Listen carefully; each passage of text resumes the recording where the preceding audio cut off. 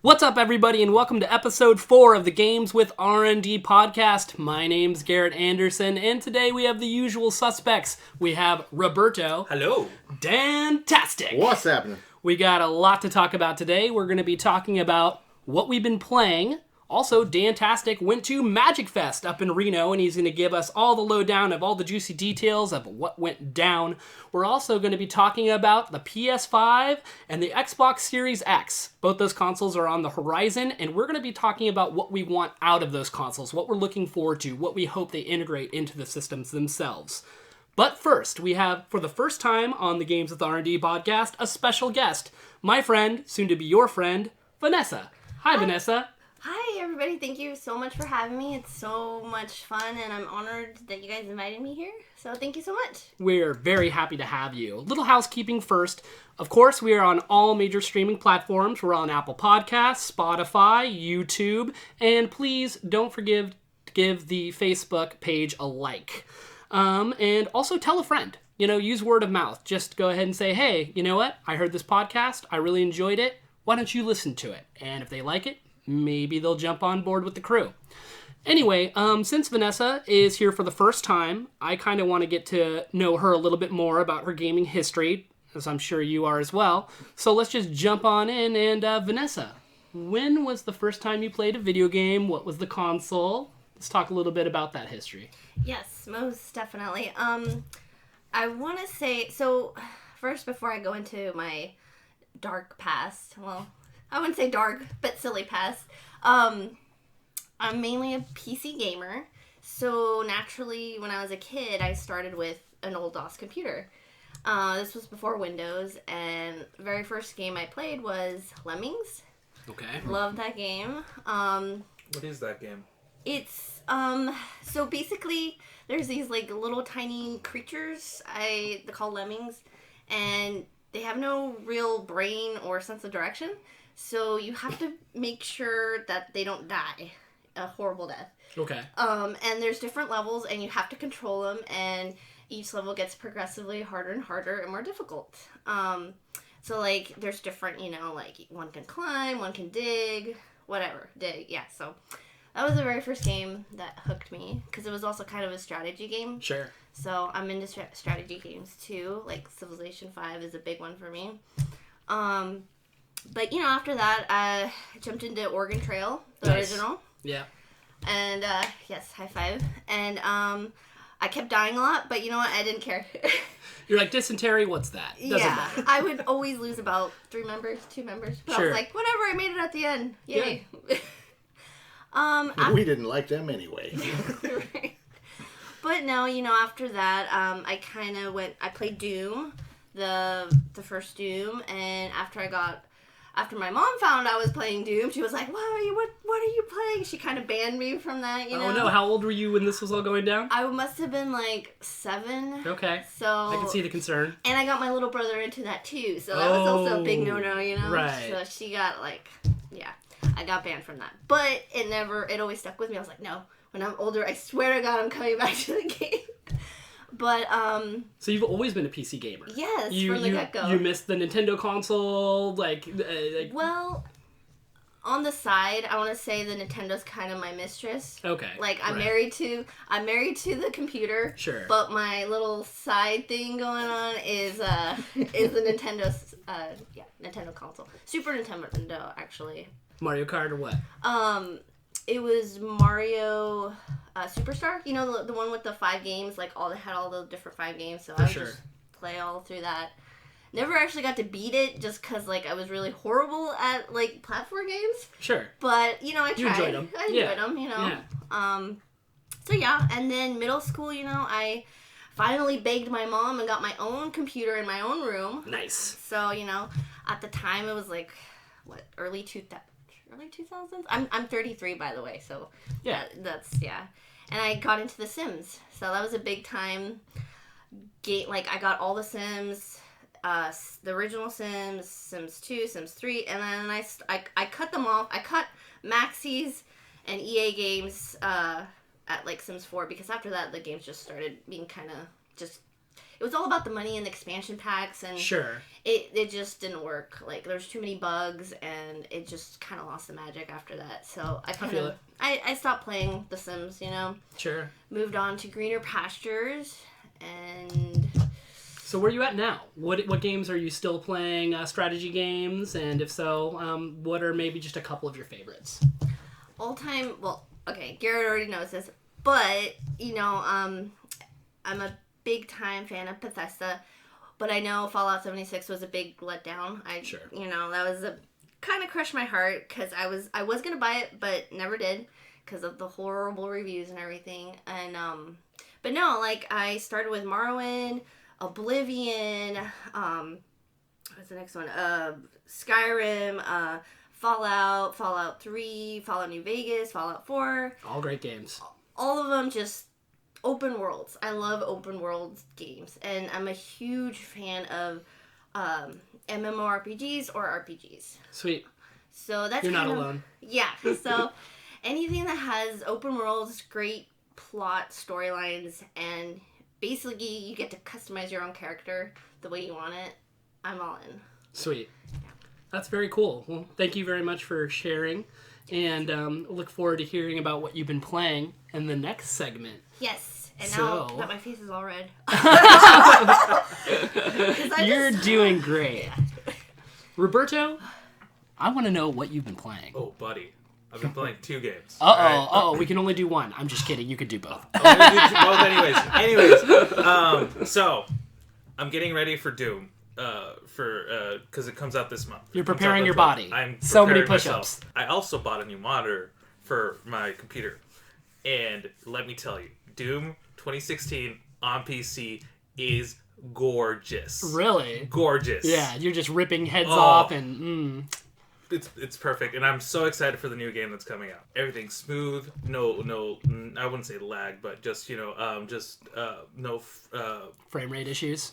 Frame rate issues, no screen tearing. It just looks great. Awesome. On my old PC, it was just, I could play it, but it was just having problems left and right when it came to just the screen and just being able to respond quick enough and that kind of thing, but nothing like that anymore with this monitor. I also just beat Final Fantasy VII's remake demo about a few minutes ago. Oh, wow. Before you guys showed up. Right before we showed up. Right before you guys showed up. Don't get mad at me, okay? Okay, I'm not going to get mad at you. Judgment from all of you. I don't know, can we promise that, guys? Can we promise not to get mad at him?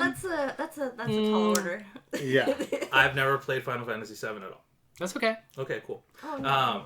I've never played it. Turn-based games never caught my attention. That's fair. Especially when I was younger, the only one was Pokemon. So, for me, that was it when it came to that stuff. But this one, I'm like, all right, it's a demo. I'm gonna try it out, see if I like it. It looks pretty. And right when I started up, it is gorgeous. Yeah. All the detail in that game. Oh, is it photorealistic? Somewhat, yeah. And I'm right now. I'm like, I might just skip the PlayStation version and wait a year for the PC version of the game. Wow. Because if this is what it looks like on the console, sure, I cannot wait to see it on PC. Yeah, it is so pretty. It's you're just doing from what I've been told, it's the first tutorial dungeon, right? Right. Yeah, it's the very first scenario. Yeah. And just just seeing the hair on what's his Barrett. name? Barrett, and you just couldn't stop looking at his couldn't, manly chest. Man. You're like, look at this man's chest. Holy look at that chest hair. Oh my god. Whoa. Sure. I wish I had that. Actually, yeah. No, but. No, funny. The detail on Cloud, his when you're running and stuff, you see the sheen on the sword and everything. Oh, that sword sheen. Yeah, the sword sheen. The sword sheen. Whatever, you guys. Anyways, the glimmer of the sunlight hits the sword. Kind of more excited for this game because for me, I've always been in that camp where people say so many great things of this, but it never caught my attention. It's always, people tell me, you should play it. I'm like, I don't know. But now it's gotten, a nice new coat of paint. It is, built from the ground up. So they're doing what Capcom did with Resident Evil 2. 2, for sure. Yeah. And now with 3. And now, 3. But now, yeah, Square Enix is doing their own thing with Final Fantasy VII. So, how do you feel about them piecemealing the game out? Because from what I understand, they're going to be releasing multiple games in order to tell the full story of Final Fantasy VII. And from what I understand, at least from what I was hearing from other outlets, is they're not sure how many games they're going to have to release. Because apparently, like, this first game is only going to go through, like, 1/4 or something like that of the total like campaign. that, which is crazy to me, because people are saying that this game, you know, it might be 16 hours plus. And I'm like, how are you packing all that in? Well, they're also adding a lot more into the story. They're adding more lore and more missions and everything that's making into the game itself. Very cool. So that's why, you know, that's what they're saying. But, you know, we won't know until it actually gets released, which is when? September? I do not remember. Sometime in the future. Sometime This in the year. future, yes. This For year. sure. So. Well, that's awesome. I'm glad you've been enjoying Doom and the Final Fantasy VII Remake. Dantastic. Besides traveling to the Reno for the Magicfest, have you had time to play anything? And if so, what? I've been so I recently purchased the Marvel Ultimate Alliance 3 for my Switch. I started playing a little bit only because I really enjoyed the first two Marvel Ultimate Alliance games back on the PS2, and it was super fun. I only played a little bit of it because I was really focusing on Magic the Gathering, you know, as being a vendor or playing in the events, doing all kinds of other things out there. So I really haven't had a chance to play anything in depth this time around. Totally understandable. Yeah, but now that I'm back, I will definitely be playing more games. I picked up, as I said, the Marvel Ultimate Alliance. I picked up Fire Emblem, Three Houses. That's a good one. Yes. Yes. Yeah, so I'm going to play through that. Probably going to go through that a lot more. I'm still going back and forth between Pokemon, playing some Death Stranding. But, yeah, I'm going to focus more on the Fire Emblem pretty soon in the next couple of weeks coming up. But, that Magicfest, though. I heard Fire Emblem is huge. Is that game as big as what everybody is saying? I've been saying upwards of like 80 hours plus, easy. Is that... And that's just one story. Right. There's three different stories. Yeah. Oh, that's a huge time. Lots of replayability, too. Time commitment. And then they're just releasing now the first DLC as well. Wow. Yeah. That's cool. I've got a lot of catching up to do before I even start playing the DLC, so yeah.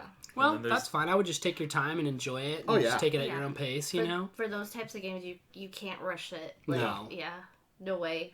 I think my first strategy tactics game was Shining Force back on the Genesis. I don't even know what that game is. It's a tactics game, kind of. Are you familiar with Final Fantasy Tactics? Yes. Just like that. I am, yes. So, yes. Shining Force came out on the Genesis, so way before Final Fantasy Tactics. And it was very cartoony. It was really good. You had to recruit all your characters. It was a grid-based system. They all moved to different. They all had their different abilities. You know, you had the healers. You had your damage dealers. You had, you know, and they all were, you know, it was super fun to play. And that was what got me into tactics games. So that's why I liked Fire Emblem, because it kind of reminds me of Shining Force, Shining Force 2, you know, and, you know, Final Fantasy Tactics. Oh, I can't wait to play this. It's awesome, man. Yeah. Well, Dantastic, you know what? I think that you have missed your calling as a psychic. Because on the last episode, when I was telling you guys that I was playing a specific game on Xbox Game Pass for PC, you guys rattled off some games, but Dantastic said the game, and I held a straight face, as a poker player does. I've been playing The Outer Worlds. Oh yeah, I rolled credits last Saturday. Total time, like 36 hours of gameplay. If you guys don't know, The Outer Worlds was developed by Obsidian, who's most famously known for developing Fallout New Vegas. Came out in 2019, so just last year, and it was really critically acclaimed. I mean, it was some outlets' game of the year, and now after finishing it, I could totally see why. The setup for this game is absolutely amazing. It's not your typical romping space opera, so it does take place in a alternate future where, because of political reasons, mega corporations have taken over everything. And I know what you're thinking, like, oh, mega corporations already run anything, but not at the level you're thinking. I mean, literally, not only do they run and own everything, they literally own people's souls. These people belong to the corporations. And in fact, in some cases, these people can't even speak without saying the company's slogan at the end of a sentence. They're obligated to. They are essentially slaves. So basically, the deal is that this board who runs the mega corporations has controlled everything, and they have basically run the Earth's resources dry. They've tapped out all of the Earth's resources. So, of course, where do they go? They've gone to space.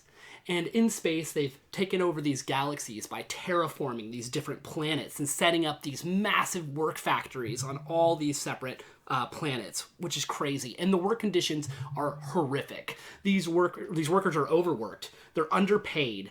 And it even gets worse as the game goes by. I don't want to give you like specifics, but the things that you find on either like logs that were written into computers or just by speaking to these people, the stuff that they have to go to on a day-to-day basis makes like my job sound like the best job on the face of the earth. Here's where it gets kind of interesting.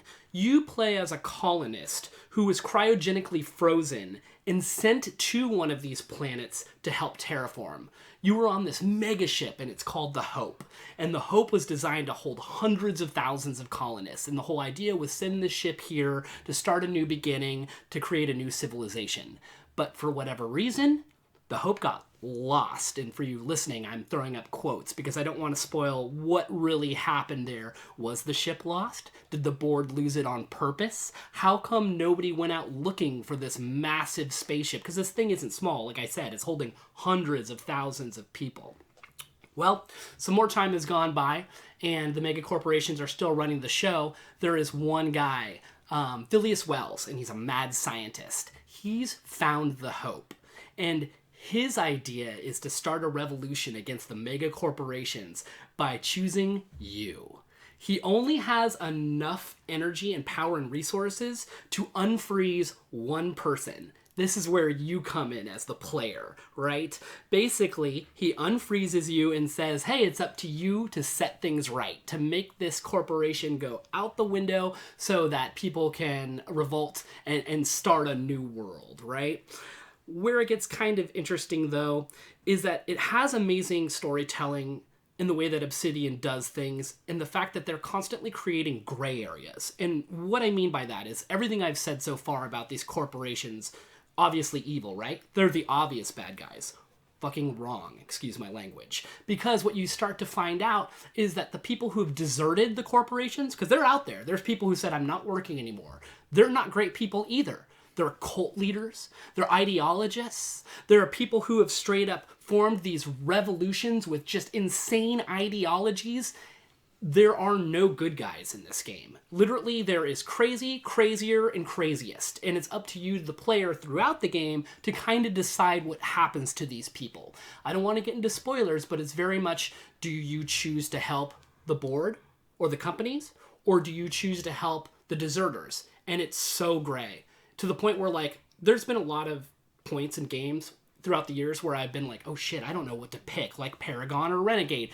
It goes way beyond that. These are people's lives at stake. And in some cases, in some of these missions, a lot of lives, like thousands. So you really start to sweat when you make these decisions, because no matter what you decide, obviously the game's going to change. You're going to either see a quote-unquote good ending or bad, but it's even just the way that people treat you throughout the world, and you have to live with your consequences. So it's really well done. Graphically, it's a huge upgrade. Ironically, I had just finished Fallout 76 again for the second time a couple months back. And man, I don't want to talk bad about the game because it's old now, right? It's last gen. Yeah. Super yellow and brown. Fallout, it's just 4, right? Oh, I'm sorry. You know what? You're Fallout good, New you're good, Vegas. you're good. Fallout New I was Vegas. like, wait, you never played it unless something changed. Since the I last meant time. Fallout New Vegas. Okay. Yeah, sorry. A lot of Fallouts. Anyway, Fallout New is true. Vegas, developed by Obsidian. Same guys who made this game, just super brown and yellow. Like, the color palette was bad. This game, super bright and vibrant. There are colors everywhere. It's a gorgeous game to look at. Unreal Engine 4 is obviously super powerful, and they really kind of tapped into that engine and pretty much took everything they could out of it. Beautiful skyboxes, right? You can look up in a first-person perspective and just see the stars and the planets, and it's just actually good to look at. And the grass. The grass, The too. I grass. just stare at the ground That for a while. grass, though, right? Isn't that grass beautiful? Yeah. Because there's a lot of dialogue in this game, it does the classic thing in Fallout or in like Mass Effect, where when you are speaking to somebody, somebody's face kind of comes up, and when that happens, it's photorealistic. I mean, the people look like they're really there, at least on my nice TV, on my nice PC. PC. The lip syncing is like perfect. It does look really good. I don't think it looks as good as like a game that came out last year, like Control. I think that looks slightly better, but it's there. I mean, graphically, it's a huge upgrade from New Vegas. The gameplay. So right off the get-go, as soon as you are unfrozen, you're able to create a character. And this is where, depending upon how you create your character, the gameplay is going to change. Because my experience might be completely different from like Vanessa's, Roberto's, or Dan's. I chose to put my points into specific categories. And this is also what I think is kind of unique about the game. There is a unique level up system with experience points. Okay, so there's multiple categories, right? You have your dialogue, but here's where it gets weird. There's dialogue, but then there's subcategories. So under dialogue, you have intimidate, you have lie, or persuade. And what's unique about this level up system, for the first 50 levels, you only need to put 1 point into dialogue, and it gives you 1 point into lie, persuade, or intimidate, right? So you're really getting 3 points for the first 50 levels. I would suggest if you're a new player, really decide how you want to build your character, because I could easily see somebody equally trying to distribute these points amongst everything, and you're really not going to be able to see it all. So I chose to put all my points into dialogue. By the end of the game, I had 100 in lie, 100 in persuade, 100 in intimidate. I didn't even need to fight. I could literally talk my way out or into any establishment. I was like a sly fox, right? Like I was like, oh, I don't need a gun. What's his gun? I have words. But I also maxed out my guns, my long guns in specific. And what's really crazy about the choice thing too is with weapons, you have 3 or so types of ways that you could play this game. One, you could play a melee class character where you're running up and hitting things in the face. You could basically use regular traditional guns, a la handguns, assault rifles, sniper rifles, or you can use science weapons. But in fully and able to take advantage of any of those, you have to put your points into those weapon categories. I just chose regular guns because I didn't feel like dumping points into science weapons or anything else. Yes, Vanessa. Yes. And also with the whole weapons, melee, you could be a sniper or up close and personal. They also have the workbenches, which you can customize the guns even further. Oh yeah. Yes. So I was gonna get into that. Okay. So sorry, no. I'm with you. She's right.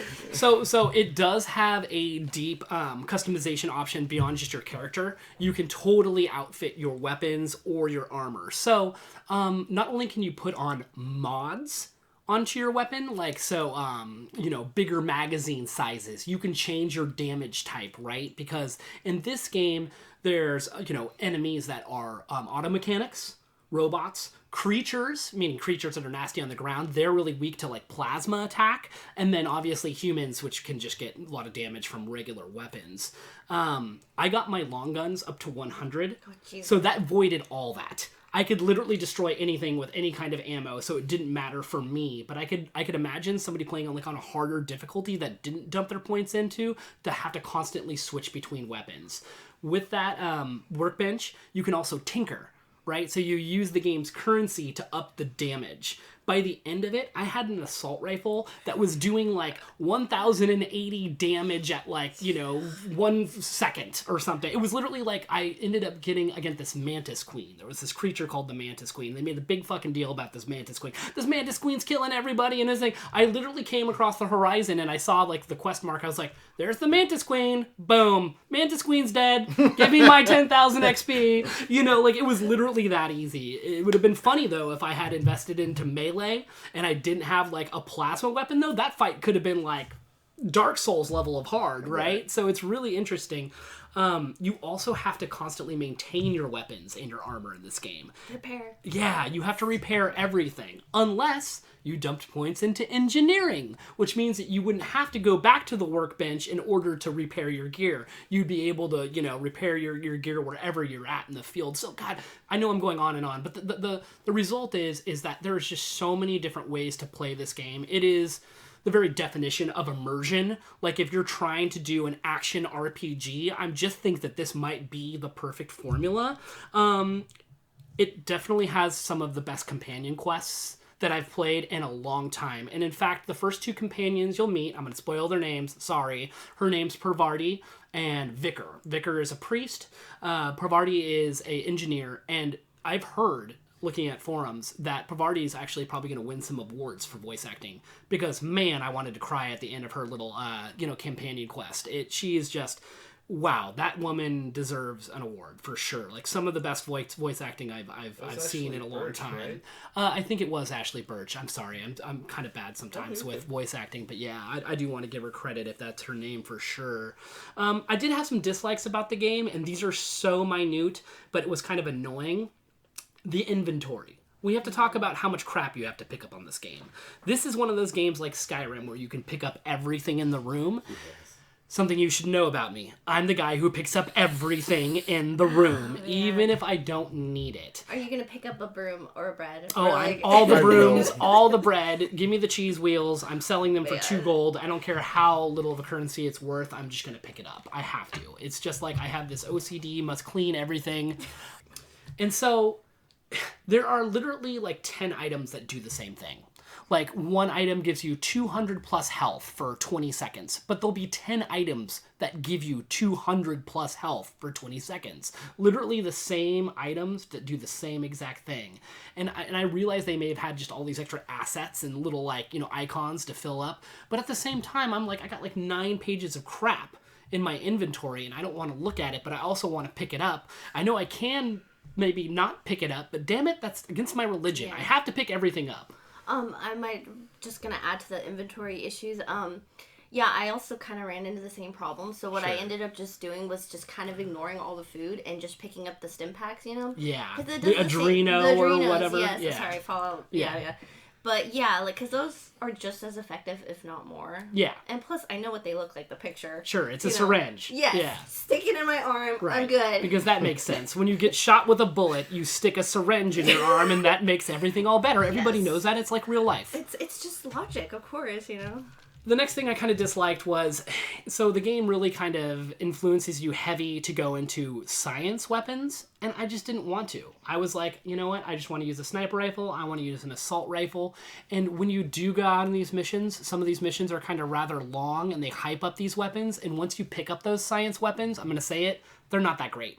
Like, they're kind of imaginative, I don't want to spoil what they are, but when you get them, you're kind of like, this is cool, but like for my specific character, I never needed any of them. And in fact, literally, I just sold them because I was like, never going to use these. I know that those are small complaints. One other complaint, too, and this may be a fault of my own, is I played the game on a normal difficulty. And like I was saying, by the end of this, dude, I had my Persuade, my Intimidate, Lie up to 100. I had my long guns up to 100. I had my Hack at 85. I had my Sneak at like 75. There was nothing to stop me. I could have literally finished the game hours before and ran through. And in fact, the last section of the game, where I will not spoil, it's supposed to be a fight. It's supposed to be like an epic battle against you and hundreds of dudes. I walked through there, crouched, never got noticed. When I got caught, I told the guy basically to F off. And he walked away. He said, yes, I'll F off, because my conversation was that high. That's how much I Jedi mind tricked my way through the end of the game. And I was kind of like, well, that was anticlimactic. Maybe I shouldn't have leveled up this high. And maybe that's fault of my own. I realize not all players going to do that. And I do realize that like the game changes a little bit depending upon like what difficulty you put it on. But I'm talking about was like uber easy. Yeah, normal seemed like easy version. So if you're looking for just normal version, go to probably hard. Yeah. Yeah. For experienced gamers, I would say just start off hard. So I'm willing to like look into it because I really am curious. Like maybe in hard mode, do you have to eat to survive? You probably just take more damage. Do you need to sleep? I mean, like what is it? Because I never needed to sleep. Sleep restores your health, just in case you're listening, right? You have that option, just like you could in Skyrim and all these other action open world RPGs. Sleep repairs everything. I mean, I know if you sleep, you just get like a bonus health or something. Like a bonus rest, or like you gain more XP or something. Like sure. Can you set how long you sleep for? Yeah. Yes, you can. Yeah, so I mean, I never really felt like the need to. It just didn't seem like a thing. But I think it's a must play. If you're listening to this right now, you can sign up for Xbox Game Pass for PC. You could play this game for $1 in American currency. I want to repeat that. I just played this game, which is probably... It's up there as my game of the year so far for me, even though it came out in 2019. I'm just saying for my personal list, I mean, for $1. There's no excuses anymore. Sign up for Xbox Game Pass for PC for $1 and just cancel it at the end of 3 months if you don't think it's worth it. Because this game alone is worth the cost of $1 easily. Roberto. So for difficulty, normal is for first play sessions, hard, those that are experienced with the game, enemies have more health and do more damage, otherwise everything is the same when it comes to that, and then Supernova is the hardest difficulty they have on that game. Wow, Supernova. Let's see now, so... Does it say anything about what Supernova is about? Yeah, it does actually. You can only choose this on the start of the game. If you reduce it, you can't re-enable it. Enemies have more health, deal more damage. You must eat, drink, and sleep to survive. Companions can die permanently. Crippled body and limb conditions can only be healed at bed rest. Weapons and armor work very poorly at 0 durability. You can only fast travel to your ship. You can only sleep inside. Acceptable flaws is mandatory. And you can only manually save inside your ship, and autosaves are limited compared to the other difficulty options. Oh my gosh, that's brutal. I didn't even talk about that. Yeah, so the game's really smart. One thing about that, you said flaws are non-rejectable. So the game's really intelligent. This is the last thing, I promise. The game records everything you do. So if you're like me, like you see a mountain, you're like, I'm just going to jump down this mountain because I know that the fall damage is going to be minimal, and who cares? I've got 900, Adreno packs in my deal. I'll just use one, so I'll take the damage. But after a while, the game was like, dude, you're jumping off of high things you shouldn't. And literally a pop-up came up and it said, Spacer's Choice has now realized that you are taking fall damage. Would you like to permanently say that fall damage gives you more damage when you fall, but in turn you get a perk point? So you can take that, right, and you can accept it, say, okay, I'll take more fall damage, but accept the perk point. I rejected all of them because I was like, I don't need a perk point. I'm already dominating in this game. I'm just going to jump up everything off of like how Dan likes to jump over everything. Yep. So, yeah. I regret to inform that I did accept one of the flaw points. What did you accept? I accepted like the addict one because I was shooting too much. The truth comes out. Yes, I'm telling the truth right now. She's an Adreno head, guys. She's coming out. It sounds like if you did Supernova, you would have been dead by now. Yeah, basically, if I didn't get my fix, I would have been taking more damage. Oh Lord. That's crazy. So that's what I've been playing. I'm glad it's over. I think 36 hours is like the perfect amount of time, and I think you should definitely go experience it yourself. So that brings us to Vanessa. Vanessa, what have you been playing? Well, lately I've been playing an MMORPG. It's a British game. It's called RuneScape. Okay. And it's an old-timey game. It's been out for a while. I think I've also played World of Warcraft, but I started off with RuneScape, and then I just kind of segued from there. But I came back to RuneScape, and it's a more casual game, I would say. Like, not so in World of Warcraft, it's like you can be super serious and like join these epic raids in World of Warcraft. It could basically take over your whole life. I've been there before my kids were born, so you got to put in like at least 3 hours in if you're in these serious raid guilds. But with RuneScape, you don't really have that sense of seriousness, I want to say. Sure. But yeah, I've been playing RuneScape, and they have so many different skills you can level. Like right now, currently, I'm trying to level up Slayer, which is by the way, all skills are max cap, well, except for Dungeoneering, that's 120, 99, and at 99, if you make it to 99, which is impressive, you get a special cape that you get to show off to other players, and you get this cool, it comes with this cool little emoji, like, depending on what, my husband Brandon, he made it to, level 99 strength cape. Okay. So he has a cape, and he can do like a push up with like one arm or something. That's or funny, yeah. Something fun like that. And I'm trying to get a thieves cape and the Slayer cape. So So it's pretty fun. You know, you can customize. You know, you don't have to like only follow one skill only. Sure. If you decide one day, oh, I want to level up my cooking or my fishing, or you know, my farming. There's even farming skill. Nice. So it's pretty like I like all the options it has Sure. to offer. Yeah. And I love games like that. Like I don't like being confined to like one purpose. Right. You're per like, se. oh, I'm a warrior now. I can only Yeah. use my sword and shield to do this specific skill. Yes, Right. Yeah. exactly. And you know, it used to be the graphics wise, it used to be kind of crappy, to be Oh. very honest. Okay. When it first came out, it was like actually when it very first came out, like I think it was like I don't know 20 years ago. Shit, I don't know. It's been a long time. But yeah, the graphics were pretty bad. It was like a point and click kind of thing. The interface wasn't that good. But now they really upped the graphics. Like, Okay. not as good as World of Warcraft graphics, but good enough to the point where it's really enjoyable Sweet. to play. So do they have those big old epic cutscenes like Warcraft does? No, they don't. But the dialogue in RuneScape, I would say it's more involved, and Okay. the quests are freaking insane.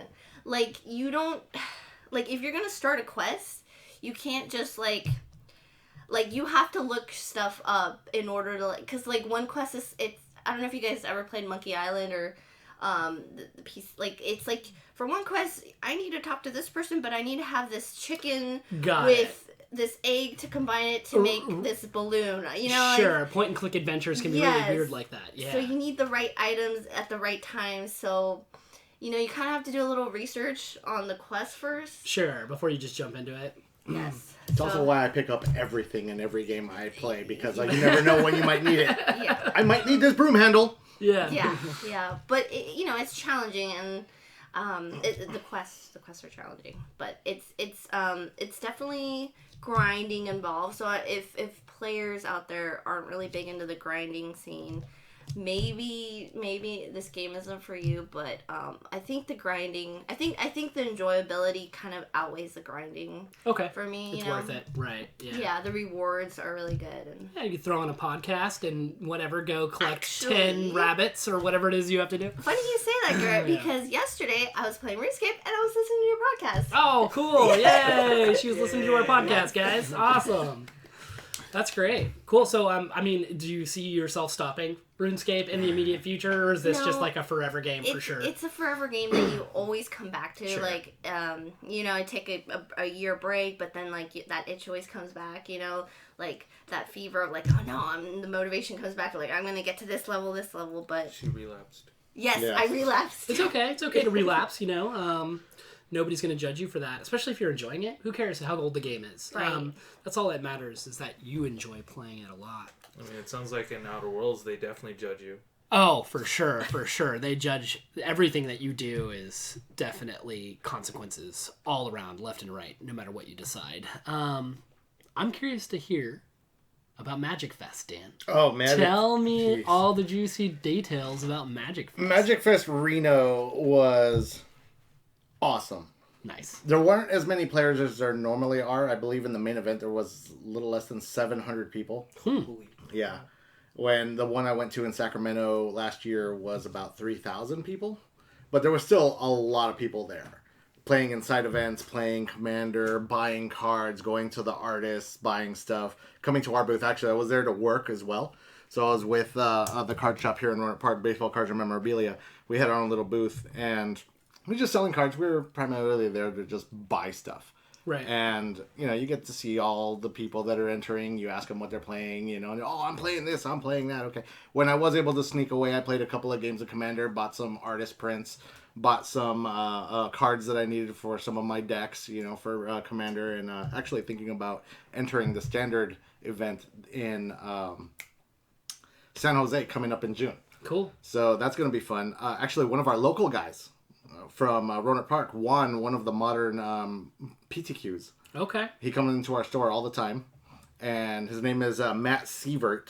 He was playing his version of a green-white collected company deck where, with Heliod, it's a god, you can, you know, put a +1 counter on something, gives it lifelink, and when that creature deals damage, you get lift. He gets another +1 counter, so it kind of goes infinite in one turn. One round, he got lucky and played he was at 1 life. Okay. Guy had 30 power on the board, ready to attack and just swing it, kill him off next turn. Sure. He's like, okay, last ditch effort. He plays his Collected Company, which allows him to take the top 6 cards of his deck, play, converted mana cost this, throws down his combo, and just infinite life. So he doesn't really, win the game right then and there, but the guy doesn't have enough power to actually just beat him, so he would mill him out. Wow. And he would win the long game. The opponent saw it, and that's when he's like, okay, I'm done. He scoops up his cards and leaves. So yeah, big congratulations on Matt Seawright for Was there winning like a that huge right eruption of applause when that happened? Did everybody know what happened? Yeah, It was like, whoa! Right. Huge. It was awesome. It was a really good play. It was more luck than skill, but his deck was very, very tuned. Very, very good. I mean, that green-white version was just amazing. So then, we go to the artist booths, and I go and I see, of course, RK Post is there, and he's got his playmats, he's got his artist prints, he's got what they call artist proofs, which are they look exactly like Magic the Gathering cards in the front, but on the back they're just blank. Oh, wow. So they're not legal for tournament play or anything like that. But a lot of Commander players like them because they're cheaper versions of cards because Commander is more of a casual format. Okay. There are some competitive events that happen, but not on the big scale. Right. Like a Pro Tour, Magicfest, where you win $150,000 and all that good stuff. So you can throw, that card in there and everything, but a lot of times the artist will actually draw something on that blank side. Oh, wow. To kind of accent what's on the front side, which is super awesome. Yeah, customize it. Yeah, because then now you have yourself an actual artist proof from the artist, and then he drew something original for you on the back of that card, and you're only paying $5, $10, $20 for something like that. You can get some awesome play mats too that are not on cards. I got a bunch of artwork that were on cards. I got a play mat. It was really, really good. I entered 4 Commander side events. I won 2 of them. Wow! Nice. Dude, Congrats. high five! Right. I also did 2 turbo drafts because that's all I really had time for. Since I was working, I kind of, couldn't go in for the full draft experience with the full 3 rounds. So turbo draft is basically you draft a card, you play 1 round, you win. Cool. If you lose, whatever. You just go on, move on to the next one. I played 2 of those, won both of those too. Wow, so you won 4 matches? So I did win 4 matches. The Commander ones were harder because those are, 4-player free-for-all. How many people are in those matches? Well, the pod itself is 4 players. Okay. So we're all, sitting at the table, and then, you go and everybody takes their turn, and they do that, and they try to do their big thing. And it's a singleton format, meaning you can only have 1 copy of a card in your deck, aside from basic lands. Okay. I was playing a very degenerate deck with a card called Marieki Ribéry, where she allows me to steal someone's creature, and then if I untap Marieki or if she leaves the battlefield, that creature is destroyed. Oh. So what I like to do with this deck is take everybody's creatures one at a time by untapping her numerous times, filling up everybody's graveyard, including my own somehow, and then playing a card called Rise of the Dark Realms, which is a 9-mana card that's 2 black, 7 colorless. You take every creature from every graveyard and put them onto the battlefield under your control. Oh Are you telling the world your strategy right now? I am. He's okay. You guys should be taking notes out there. Oh my god, I do not like that. Yeah, so lost. Continue. No, but it's super fun to do that. And see, mainly what I try to do is have some way of doing it at flash speed, instant speed, basically whenever I want, because normally this is a sorcery. I can only play it during my turn. Okay. But if I have something like Leyline of Anticipation or Vidalcan Orrery or the Emergence Zone, which is a land that allows me to play things whenever I want to. You can do it whenever. Right. Oh, so yeah. I had my Leyline of Anticipation out, and I board wiped a couple of times, so there was a ton of creatures in the graveyard. I've been taking creatures and untapping and killing things, and then this person passes it in front of me. They're like, okay, I end my turn. I say, cool. At your end step, I say, I'm going to play Rise of the Dark Realms. Everybody kind of said, yeah, we're done. And they just picked everything up, and it was because, they had bomb creatures in their graveyards. Sure. And for all of them to come onto the battlefield under my control. It was game over. Right before I start my turn, that means that I can essentially attack whoever I wanted and kill all 3 of my opponents at the same time with their own creatures. So let me ask you, what's the tension like at this table? Like, are people pissed? Are people serious? No, it depends on the table that you go to. If you sign up for a super competitive match, you're going to have these people that want to combo off on turn 3 and win the game as fast as possible with their even more degenerate decks than the one that I had. Right. But when you're playing with strangers, Sure. it's a little tense because you don't know... Yeah, how these people are going to react Right, to how what they're you're going to playing. react to what you're doing. So then, I'm playing Marieki, but it's not broken Marieki. It's, I just want to do something in the long run. But, I mean, a lot of people have commander decks that are built in competitive scene, but are not as tuned to the competitive. But then they have that reputation of, oh, you're playing that deck. Okay, we need to take you out first. Okay, yeah. All of a sudden you have like a bullseye on your back or something like that. Yeah. It's almost like when you're playing multiplayer or some kind of a competitive game online that relies on classes like a healer, a support, and a tank, and a DPS. Everybody says take out the support and the healer first so that you can take everybody out. Always targeted first. Exactly. So, yes. Yeah. When Final Fantasy 11, it was take out the white mage, take out the red mage, take out the bard. Take out those guys first, and everybody else will go down like nothing.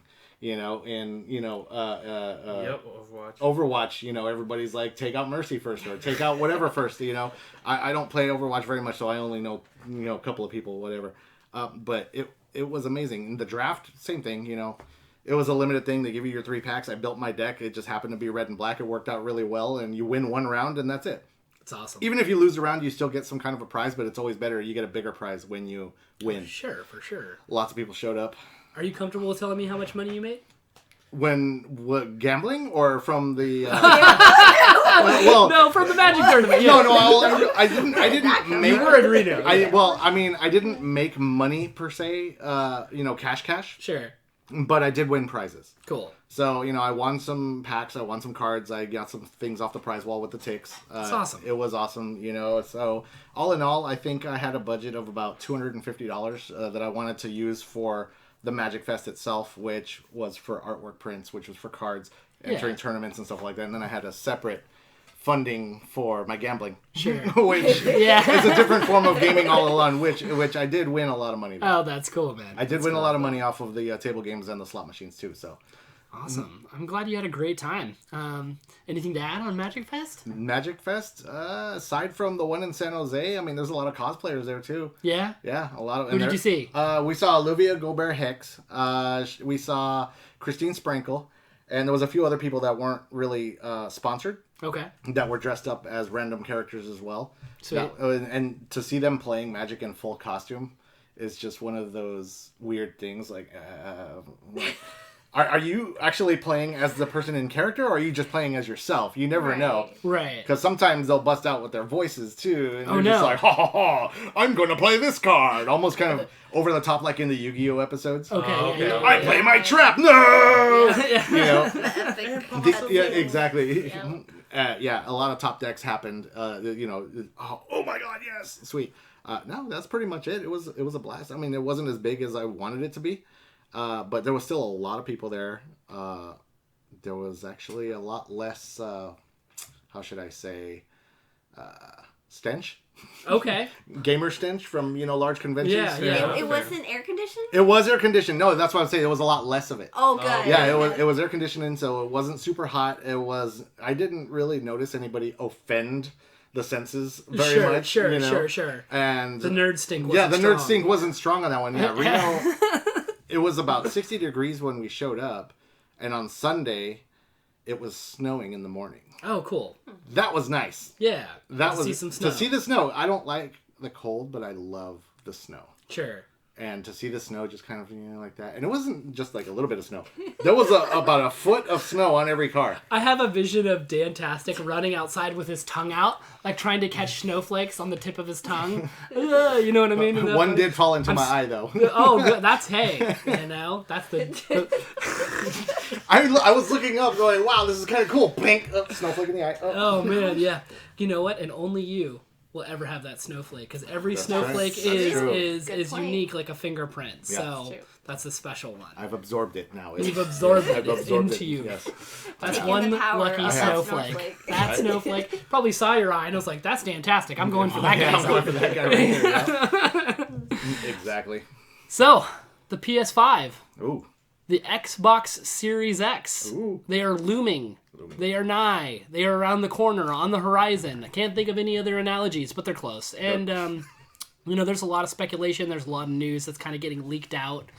I was kind of curious about what you guys want, or you know what, do not want out of these consoles. What are you hoping for out of these consoles? I'm going to actually kick it to Roberto first. Let's do that. Well, let's see now. One of the big things I am excited for is that they're finally using solid-state drives on the consoles. It's going to make time, specifically load times, a lot quicker. They had a little test with Team Foundry, I think, or one of the big tech websites, and they were showing off how fast the PS5 can actually load compared to a PS4. Digital Foundry. Digital Foundry. Thank you. That's them.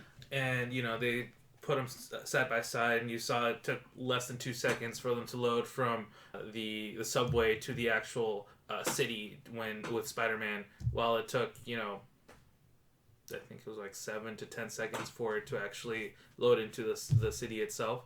So, right off the bat, load times are going to be better. We haven't really seen as much with the PlayStation, though, and that's the part I'm not concerned about. I'm just more of, Xbox has been taking the reins right now when it comes to the conversation. And so, you see that they're bringing in, if you do an update on your console, you can actually save where the game, or multiple games specifically, where you were before the update. And so it doesn't matter if you turn it off or do an update on the console itself. You can always go back to where you were on those games. That's huge. The other thing it sounds like is Xbox is doing the big consumer-friendly kind of thing where even if you bought it for like the Xbox One X or just Xbox One specifically, those games you will have like the smart delivery. So if they make an enhanced version for the Xbox Series X, you'll get a copy for that, and that just depends on the developer if they're okay with that. It's generous. Yeah. Mm-hmm. I heard that the CD Projekt Red was doing that. Yep. Is that correct? That's for the first Cyberpunk? Mm-hmm. Yeah. That's really nice of them to do that. That's not surprising, though. CD Projekt Red has always been like one of the cooler developers out there. I mean, putting little notes in their game saying, thank you for buying our game. It's all about you. They've always been like a really kind of touchy-feely, heartfelt development team. Yeah, I've always felt like they're for the players and not just, they want to make their money. In the end of the day, they're a business. They want to make a profit. But they do have the players in mind. For sure. When they develop their things. So, Vanessa. Yeah. I want to talk to you just because you are strictly a PC gamer. Pretty much. As am I. Well, but what would it take for Microsoft me to, like, convert over? or a PlayStation to get you to buy one of their consoles? Is there anything in particular that you could think of that you would want? So, okay. So I know I said I'm a prime, like 99% PC gamer. I did once upon a time own Xbox 360, but when that broke, my heart broke. So Did you get the red ring? Yeah, I got the red ring, and I was like, "Fuck this shit, fuck you." Was this because of Oblivion?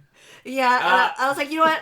No, I was like, that must have hurt. How deep were you into Oblivion? Because that's a big game.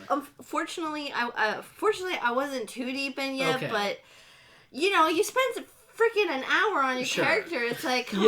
Yeah. Now I have to go through this dungeon again at the beginning. The tutorial. yeah. So still, it hurt. Yeah. But for me to convert over, it would have to be pretty big. And I mean, I do play like for console right now. I do own the Switch. Sure. Nintendo Switch, and for me, that's been pretty good because in the past, I've actually haven't played a lot of the Nintendo consoles just because I never got into the nunchucks thing. Like, sure.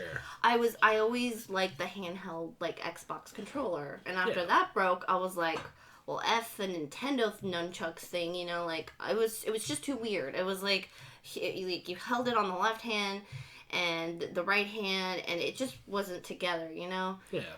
But with the Switch, I felt like it came back to that original idea with the handheld control, and I was like, okay, that won me over. So I was like, okay, so I'm coming back to you now bought the latest Switch, you know, and I have been playing Pokemon Shield on that a lot. High five. Yeah.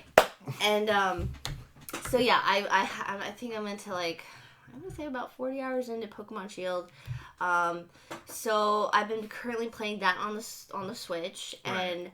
and it's for the Switch. It's just so convenient, you know, and the Xbox and the PS5 would have to be just as convenient for me to switch over to them. So you'd want a handheld console out of this? Well, from those two. not just that, but it would have to be, because, like, you know, I hear a lot of bad things about the PS5, like the updates, the loading, and I'm like, the subscriptions, and I'm like, why do I want to bother with that when I can have the Switch? And it can also, it does what you said, Roberta, like, you know, you can save, like, it's like a pause of time on the game, like you can save it within the game, but then you can also, like, the Switch has this weird, like, I don't know how to describe it, but, like, you can, like, pause it and then, like, come back to it later. Where Suspended. You can suspend the game. Yeah, you can suspend it. Mm-hmm. So it's just so freaking convenient, and if you don't want to watch it on the big screen, just take it to your room and put it on, you know, a little tiny screen.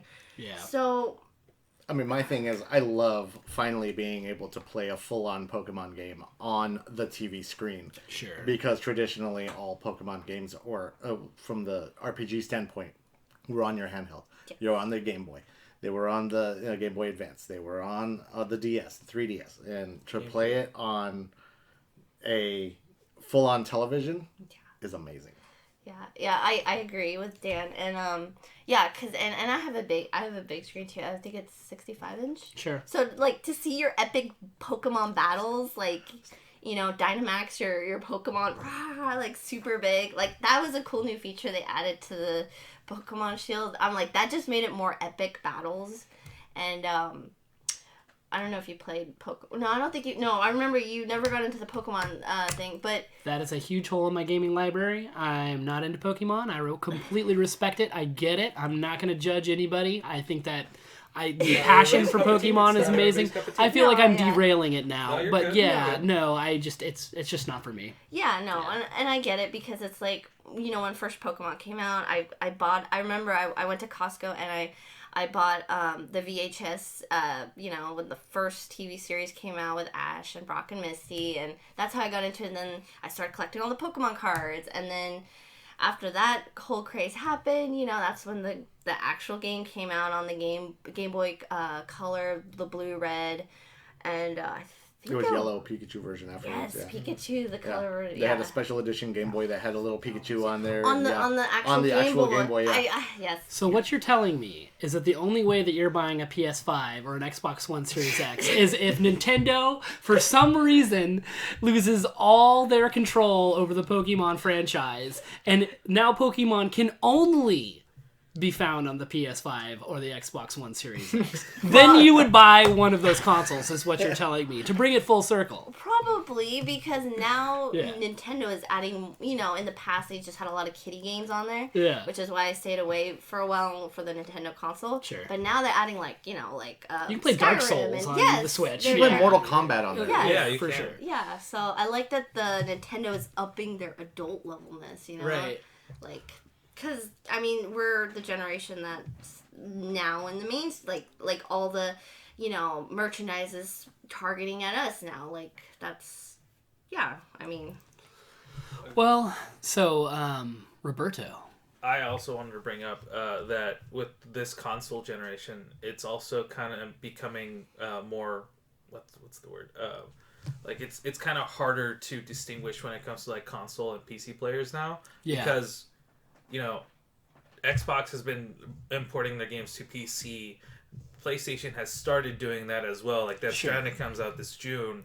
And then, like, even Nintendo brought Daemon Machina onto this to the PC itself. Right, which is crazy. And all these games, you know, they're looking so much better, performing better, and people are starting to notice these games. Like, there's even rumors about, like, Horizon Zero Dawn coming out to PC, you know, later this year and that kind of thing. And it's, you know, still hasn't been verified, but there's been talk about it coming out. And it's just, you know, with this happening, I'm like, why would I want to get another console and, like, an Xbox One or the Xbox Series or the Right. PlayStation Series, if I can already invested on this PC, already gonna get the best I can get off this, with getting these consoles, and so on and so forth. When it comes to that aspect. I mean, for me, it's kind of hard because, like, I feel like every year that goes by, tech is constantly getting better. Oh, yeah. Right? Mm-hmm. But I feel like with gaming, I feel like these developers are just so smart on how to use the tech that they have and they've been using that I'm worried about the jump this time. And for example, right? Like, obviously, when we went from, let's just use the original Xbox to the 360, there was the whole jump from standard definition to HD. That's obviously huge, right? Because we're actually seeing a jump with resolution and picture quality there.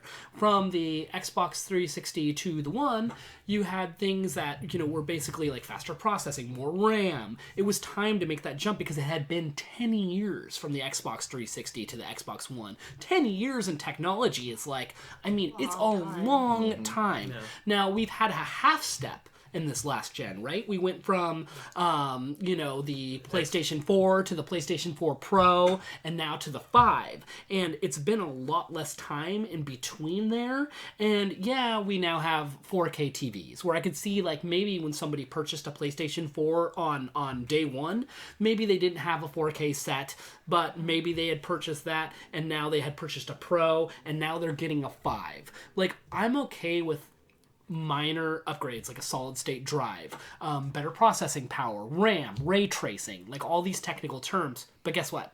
I also have a PC. And I'm not trying to sound like that master race guy, but these are things that I already have in my life. And so the more and more I think about it, for one, don't send me your hate mail. Don't at me. The PlayStation 4 controller is just a huge waste of space in the center about it. And it's that touchpad.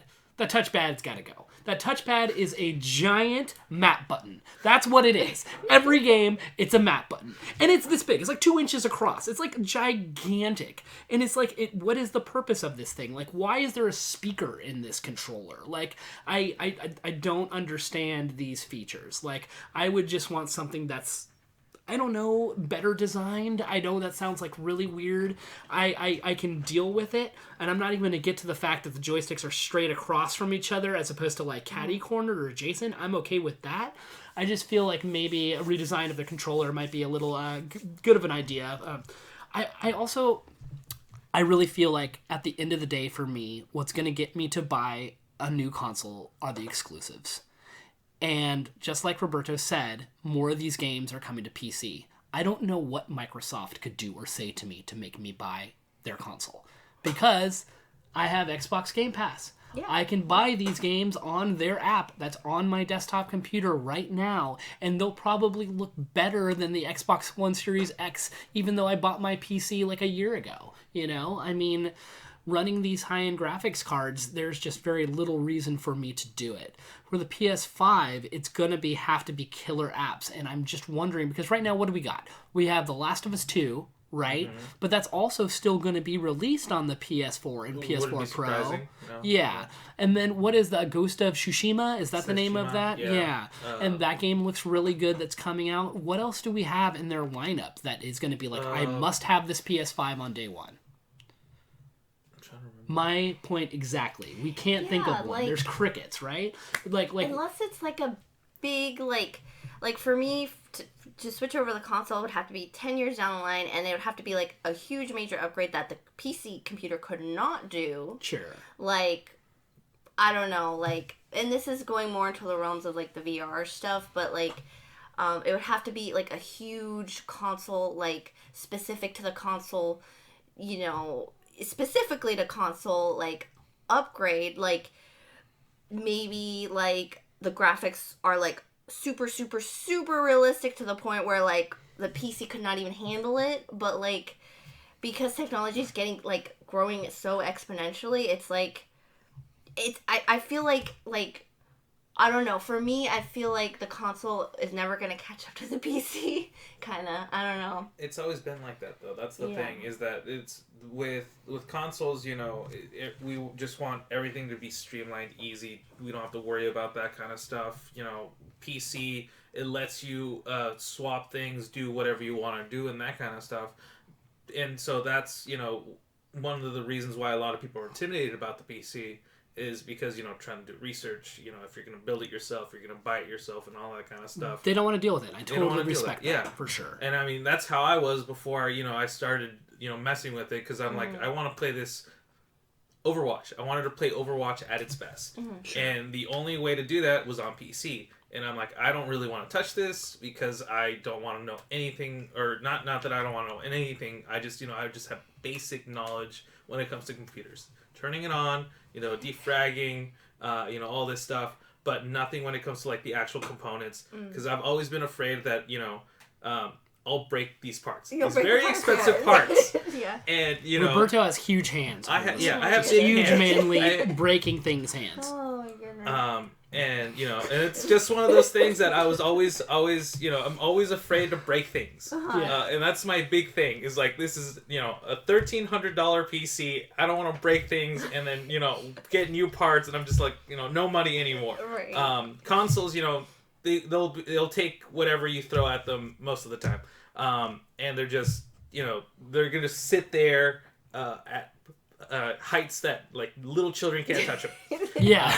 I totally get your point of view. Like I think that would be the benefit of that console. Is like, that's your sole purpose, just like a microwave. That's your sole purpose. Yeah, sure. Exactly. Yeah, it's just video games. That's there, it. Yeah. This is my Hot Pocket machine. Yeah. Well, Dantastic, we haven't heard from you. Because what do you guys want? pretty much said everything that I want to have happen. Yeah? I want backwards compatibility with either console. that's fair. I want the graphics to be, if comparable at least to some of the higher PC. I know it's never going to reach it, but at least get close. Because I don't have PC. I am one of those guys that are intimidated of getting PC and having to update the PC, once every month, every 2 months when the newest, greatest processor comes out, or there's a new monitor that now shows in 2.1K. Yeah. No. I mean, see, I don't know what I'm talking about. But, You're fine, dude. hey, you know what? I just want to enjoy the games. Yeah, more exclusives to PlayStation, to Xbox, to the Switch, whatever. But yeah, I'm mainly a PlayStation guy. Okay. I've always had I had a PS1, I had a PS2, I had a PS3, and I got a PS4. I'm definitely getting a PS5 regardless. Okay. I want faster processing. I want load times to be less. I want the controller. I like the controller the way it is. Yeah, I really do like that controller. And I do like the speaker in the controller. Because like, if I'm playing Need for Speed Heat, and the cops are on me, instead of hearing my car and the cops and all of the stuff happening from the TV, you want it to come out of that it's little coming ass out speaker. of it sounds. It the police? Yeah, it's the police. Oh, Yeah, the police radio's yeah, on it? the police so radio. good. Yeah, the police radio is in that little speaker, and it comes out. So that would be helpful. So then you don't have to strain and what's going on, what's happening. You'll hear it from here, but still be able to hear that because it's supposed to emulate if you had the police speaker scanner. Okay, sure, yeah. In your car while you're driving. Yeah. And certain other games also have that too, where there's little things that happen. Death Stranding, the little baby starts crying. So you have to actually rock it too? And you can You have to actually rock the you have to rock the controller like it was a baby. Garrett's like, nope, I would never do that. I will never play that video game because of that exact reason. Yeah. So I have a real baby at home. I can do that. yeah, why would I? my two are already grown up. It's all good, but it's Yeah. kind of one of those things where I think seriously that the developers of Death Stranding kind of are tricking gamers into learning how to taking care of baby, so that when they do actually have one, they're like, oh, this is just like Death Stranding. All right, cool. Rocking them never works. Yeah. Sometimes, maybe, if you're lucky. No, right? Yeah, but I mean, you guys pretty much covered everything that I would want out of the next gen consoles. Then I have another question for Yeah. you, just to keep you engaged, and I really do want to know. There are rumors out there of this thing being $599.99, $600. Oh, damn. Are Yeah. you down to pay $600 day one? No, I never ever have gotten any of the consoles day one because, and I don't know how valid this particular point of view is, but I like to wait for a little while to quote get the bugs out. That's totally valid. Wait for the next wave of stuff to hit, the price drop a little bit. I didn't get the PS4 until it dropped to the $300 price point. Because it started at 500 and something like the 400. Did it start at 4? Yeah. So I waited until it hit 3. And I was like, okay, this is cool. And then there was a lot of games. Plus, the only thing is, I'll only buy a console if there's a certain amount of games that I'm actually going to play on there. If there's 5 games or more that I will play on a console, I will buy it. is one of the reasons why I never really bought an Xbox to begin with, because everything that I wanted to play on the Xbox was already available on the PlayStation anyway. You know? So Yeah, that makes sense. more exclusives for certain, like I have an Xbox now. Why? For Forza, for the Game Pass, because I can play. I can go back and play my Kingdoms of Amalur because it's not available on PS4. Yeah, I can always go back and buy another PS3, but It's not the same. it's not the same. You know. And again, backwards compatibility for me is a big deal. Huge. Or even just some kind of a service where you can access those old games. Sure. You want your panini press to be able to do everything besides paninis. Exactly. You know, if I want to make some waffles, okay, here we go. Let's do this. Oh, that'd be amazing. But I mean, it's not practical to do that. But I'm just saying, you know, you could do that. Like the PS3, you were able to download a bunch of PS1 games. Right. And on my account, I still have all of the available Final Fantasy games. I still have all of the available Resident Evil games. Parasite Eve 1 and 2, which are amazing. I love those games. You know, so that's not accessible on my PS4. If they were to have some kind of a service for the PS5, awesome. If they were to have the same kind of a service on Xbox as well, cool. You know, we'll do that. There's a lot of stuff on Xbox I missed because I just never bought it. And the thing that they already are announced is that on the Series X, you know, Xbox One, 360, original Xbox, all those are going to be playable. Nice. Wow. Like the discs, the physical discs? I don't know about the disc, but I know that digitally they're going to be able to play. Yeah, because that's one thing I would love to do is wind up buying an old disc of, say, Morrowind. Yeah. And slapping it in my Series X, That would and be even amazing. that would even though the graphics wouldn't be enhanced. Right.